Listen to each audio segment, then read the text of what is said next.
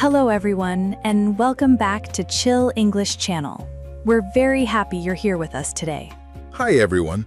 Whether you're relaxing at home, commuting, studying English, or listening quietly before sleep, thank you for spending time with us. I'm Sophia. And I'm Jake. Today, we're going to talk about a topic that is very personal for many people. That's right. Today's topic is depression. More specifically, we're going to talk about one person's journey of gradually finding their way out of depression and rebuilding their life. Before we begin, it's important to remember that everyone's experience is different. Definitely. What helps one person may not help another. And depression can be a serious mental health condition. Sometimes people recover with support from friends and family. Sometimes professional help is important. There is no single solution that works for everyone. But many people can relate to the feelings we'll discuss today. Feeling lost. Feeling exhausted. Feeling disconnected from life. Feeling stuck. I think one of the hardest things about depression is that it can be invisible. That's such an important point. From the outside, someone may appear completely normal. They go to work. They attend school. They smile. They have conversations. Yet internally, they may be struggling tremendously. Tremendously is a useful vocabulary word. Tremendously means very greatly or extremely. For example, she improved tremendously over the past year. Or, he was struggling tremendously at the time. Let me ask you something, Sophia. Sure. Why do you think depression can be so difficult to recognize? Because many people expect depression to look a certain way. That's true. They imagine someone crying all the time. Or looking obviously sad. But depression can be much more complicated than that. Definitely. Sometimes it feels like emptiness. Sometimes it feels like hopelessness. Sometimes it feels like having no energy. Or losing interest in things that once brought joy. Joy is a beautiful word. Joy means a feeling of great happiness or pleasure. For example, music brings me joy. Or, she slowly began finding joy in small things again. I think many people who have experienced depression describe feeling disconnected from themselves. Disconnected is an important word here. Disconnected means feeling separated emotionally from people, experiences, or even yourself. For example, I felt disconnected from everything around me. Or, depression can make people feel disconnected from life. One thing I've heard many people say is, I wasn't really living, I was just existing. That's a powerful statement. Existing means continuing to live without truly feeling engaged or present. And that experience can feel incredibly lonely. Loneliness is often a major part of depression. Even when people aren't physically alone. Exactly. Someone may be surrounded by friends, Surrounded by family? yet still feel isolated. Isolated is another useful vocabulary word. Isolated means separated from others emotionally or socially. For example, he felt isolated despite having many friends. Or, isolation can make emotional struggles feel heavier. Let's teach a useful sentence pattern. Good idea. One useful pattern is, there was a time when I blank. For example, there was a time when I felt completely lost. Or, there was a time when I didn't believe things would improve. Native speakers often use this structure when reflecting on past experiences. Another thing many people experience during depression is negative self-talk. That's such an important topic. Negative self-talk means the critical and unkind things people say to themselves internally. For example, I'm not good enough. Or, nothing will ever change. Or, everyone else is doing better than me. Those thoughts can become repetitive. Repetitive is a useful word. Repetitive means happening again and again. The more those thoughts repeat, the more believable they can seem. Even when they're not true. That's one reason depression can feel so convincing. It changes the way people see themselves. And sometimes the way they see the future. Future is an interesting word in this conversation. Why? Because many people who struggle emotionally begin to lose hope. Hope is another beautiful word. Hope is the belief that things can improve or become better. For example, hope helped me keep going during difficult times. Or, slowly I began to feel hope again. Looking back, I think one of the biggest misconceptions about recovery is that it happens quickly. That's very true. Many people expect a dramatic transformation, One big breakthrough. one perfect solution, But real recovery often looks different. much different. Sometimes it begins with very small changes, Very small steps, small decisions. small moments of courage. And at first, those changes may not seem important. But over time, they begin to add up. Add up is a useful expression. Add up means to gradually create a larger result. For example, small improvements eventually added up. Or healthy habits can add up over time. I think that's one of the most encouraging ideas. What's that? Recovery doesn't always begin with huge changes. Sometimes it begins with simply deciding not to give up. And sometimes that's a much bigger step than people realize. You know, Jake, I think one of the biggest turning points for many people happens when they stop waiting for motivation. That's a powerful idea. Why do you think so? Because when people are struggling emotionally, they often believe they need to feel better before taking action. That's true.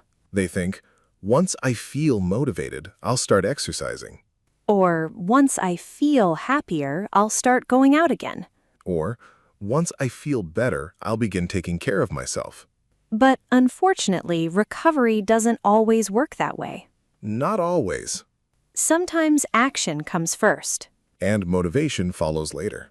That's a lesson many people discover during difficult periods. Period is a useful word. A period is a length of time. For example, I went through a difficult period in my life. Or, that was a challenging period for many people. One thing I've heard from people who recovered from depression is that they stopped focusing on huge goals. That's interesting.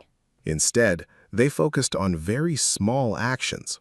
Such as Getting out of bed, taking a shower, going for a short walk, cleaning one room. calling a friend. Those things sound simple. They do. But when someone is struggling emotionally, simple tasks can feel incredibly difficult. Exactly.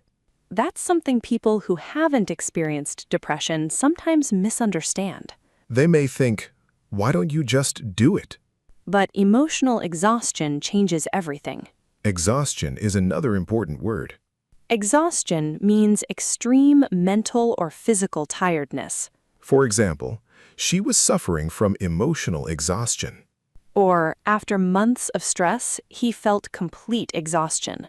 Another important step in recovery is learning self-compassion. Self-compassion is a beautiful concept. It means treating yourself with the same kindness you would offer a friend. That's often harder than it sounds. Definitely. Many people are much kinder to others than they are to themselves. That's very true. If a friend was struggling, most people would offer understanding, Encouragement, patience. support. Yet when they struggle themselves, They often become their own harshest critic. harsh is a useful vocabulary word. Harsh means overly critical, severe, or unkind. For example, I was being too harsh on myself. Or, his self-criticism was very harsh. I think many people believe recovery should be fast. That's a common expectation. But healing is rarely linear. Linear is an excellent word. Linear means moving forward in a straight and predictable way. For example, progress is not always linear. Or recovery often includes setbacks. Setback is another important word. A setback is a difficulty or problem that slows progress. For example, I experienced a setback but kept going. Or temporary setbacks are part of growth. That's something people need to remember. Definitely. A difficult day doesn't erase months of progress. One bad week doesn't mean failure. Recovery is often about consistency. Consistency is such an important word. Consistency means continuing to do something regularly over time. For example, consistency helped me build healthier habits. Or, small actions become powerful through consistency. Another thing that often helps is reconnecting with people. That's huge. Frequently, depression causes withdrawal. Withdrawal is a useful word. Withdrawal means pulling away from people or activities. For example, he began experiencing social withdrawal. Or, withdrawal can increase feelings of loneliness, The difficult thing is that loneliness often grows in isolation. which creates a cycle. Exactly. People feel lonely, So they isolate themselves. which makes them feel even lonelier. Breaking that cycle can be challenging. But sometimes one conversation can make a difference. One message, One visit. one honest discussion, Honest communication is incredibly powerful. especially because many people suffer in silence. Silence can make emotional struggles feel larger. Sharing them often makes them feel lighter. Let's teach a useful sentence pattern. Good idea. One natural pattern is, what helped me most was, For example, what helped me most was talking to someone I trusted. or what helped me most was focusing on small daily habits. Native speakers often use this pattern when reflecting on personal experiences. Another thing many people rediscover during recovery is gratitude. Gratitude is a beautiful word. Gratitude means appreciating the good things in your life. Even small things, A sunny day, a kind conversation, a good meal. a moment of peace. Gratitude doesn't solve every problem, Of course not. but it can gradually change where attention is focused. And sometimes that shift matters more than people realize. Speaking of shifts, many people describe recovery as changing their relationship with their thoughts. That's fascinating. Instead of believing every negative thought, They begin questioning those thoughts. they realize that thoughts aren't always facts. That's such an important realization. Realization is another useful word. A realization is a moment of understanding something clearly. For example, I had the realization that I was being too hard on myself. Or that realization changed everything. Looking back, recovery often seems to begin with a simple decision. What decision? The decision to keep moving forward, Even slowly, even imperfectly. even when progress feels invisible. Because healing isn't usually one dramatic moment. More often, it's a collection of small choices made day after day. And eventually, those small choices begin creating a different life. You know, Jake, after everything we've talked about, I think one of the most important lessons is that recovery rarely looks dramatic. That's very true. Movies often show one life-changing moment, One breakthrough, one inspiring speech. one perfect solution. But real life is usually much quieter. Definitely. Recovery often happens in ways that are almost invisible at first. A better morning, A little more energy, one positive thought, a short walk, a conversation with a friend, small moments, small improvements. small victories. And over time, those small victories begin to change everything. Victory is an interesting word in this context. It is. Most people think of victory as something huge, Winning a competition, achieving a goal. accomplishing something extraordinary. But during difficult periods, even small actions can feel like victories. Getting out of bed, Taking care of yourself, asking for help. continuing to try. Those things deserve recognition too.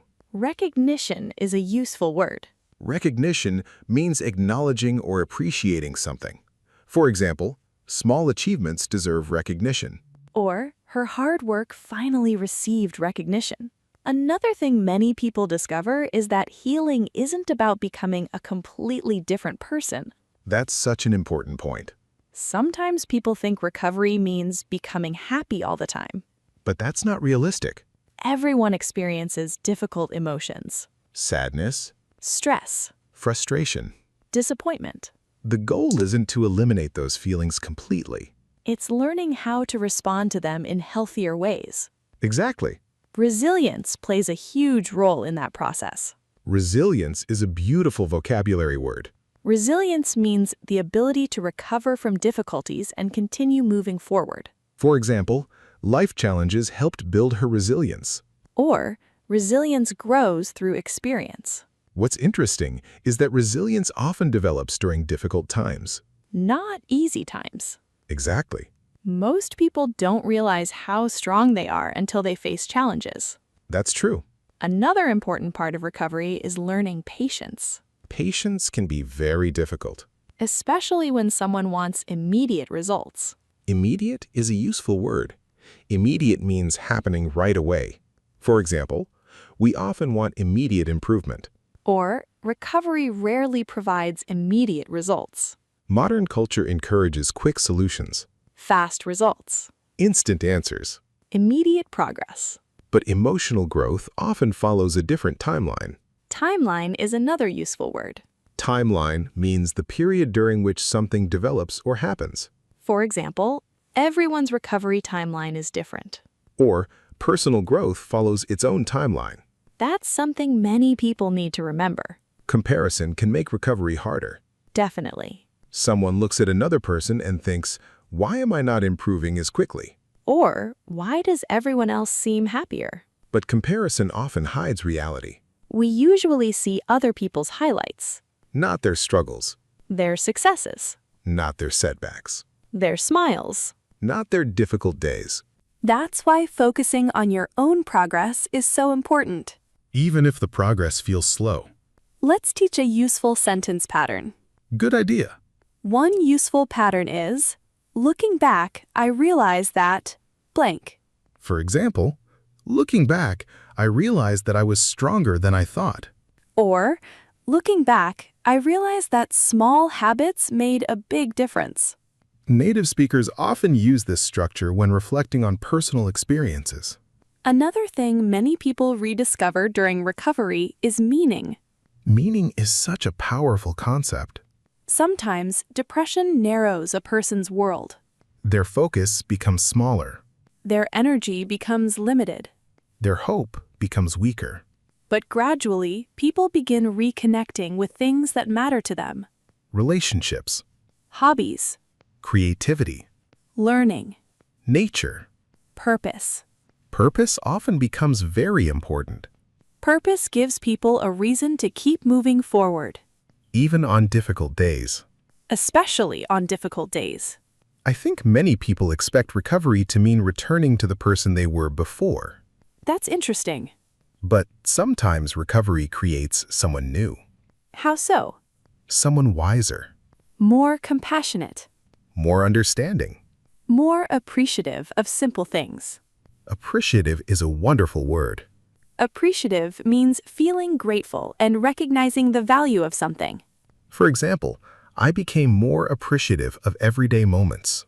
Or, the experience made her more appreciative of life. Let's do a little speaking practice. If possible, try answering these questions out loud. First question, what helps you get through difficult periods in life? Second question, what small habit has improved your well-being? Third question, who do you turn to when you need support? Fourth question, what gives your life meaning and purpose? Fifth question, what advice would you give to someone going through a difficult time? Try using some of today's sentence patterns. For example, what helped me most was blank. Or, looking back, I realize that blank. Speaking out loud helps emotional English become more natural and expressive. Before we finish, let's quickly review what we talked about today. We discussed depression, recovery, hope, resilience, self-compassion, and emotional growth. We also talked about small habits, meaningful relationships, gratitude, patience, and healing. Most importantly, we explored the idea that recovery is often built through small steps rather than dramatic changes. And perhaps one of the biggest lessons is this: Healing doesn't always happen quickly, progress isn't always obvious. and difficult days don't erase previous growth. Sometimes, the bravest thing a person can do is continue moving forward, Even slowly, even imperfectly. even when they can't yet see the destination. Because hope often returns the same way it leaves. Gradually. Quietly. One small step at a time. Now it's time for our question of the day. What is one small thing that helps you feel better during difficult times? Write your answer in the comments. You can begin your sentence like this. One thing that helps me during difficult times is blank. We always enjoy reading your answers. It's a wonderful way to practice your English writing skills. If you enjoyed this episode, please like, comment, and subscribe to Chill English channel. Keep practicing a little every day. And remember, learning English is a journey. See you next time. Goodbye, everyone.